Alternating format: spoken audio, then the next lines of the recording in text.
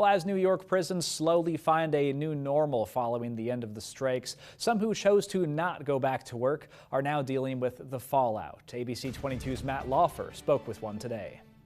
Correction officers say working inside the state's prisons is just too dangerous. At Upstate, we had had several exposures. There had been several safety situations that had come up before that we were trying to get people's attention that there was something going on, that we needed help.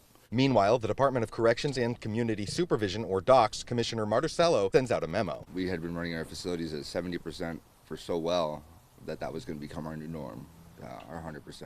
That's when thousands of correction officers at 38 of New York's 42 prisons staged an unsanctioned strike. For 22 days, officers, along with family, friends, and supporters, stood outside their respective prisons demanding one major change. The only thing that we really wanted out of this was safety inside the facilities for the corrections officers, for the guys who work down back, and for the incarcerated individuals. The state responded by issuing notices. Yesterday, we began termination of corrections officers.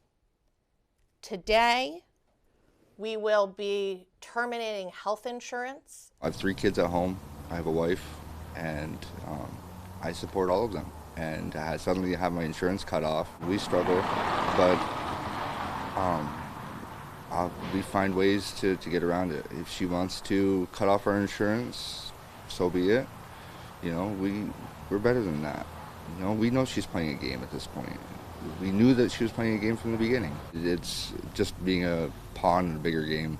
During all of this, mediations and negotiations took place. The state put out several offers, all of which the COs rejected. It didn't address the safety situations. As for the HOLT Act, it was only a 90-day stop on HOLT. So it's just a Band-Aid for the situation. Then the final offer came out last Saturday. However, it was dependent on 85% of officers returning to work on Monday. Even though 77% returned, leaving at least 2,000 officers behind, it was enough for the state to honor the deal anyway. I understand everybody has their own situations. Everybody has their own reasons for going back, but I personally couldn't cross the line, not for the deal that came down through the line, not for the lack of safety that came through.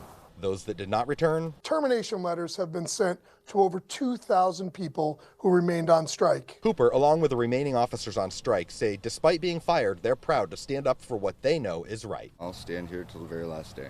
Considering the dire need for more correction officers in the state even before all of this, it's still unclear if some sort of reconciliation is likely or even possible. In Malone, Matt Laufer, ABC 22 News.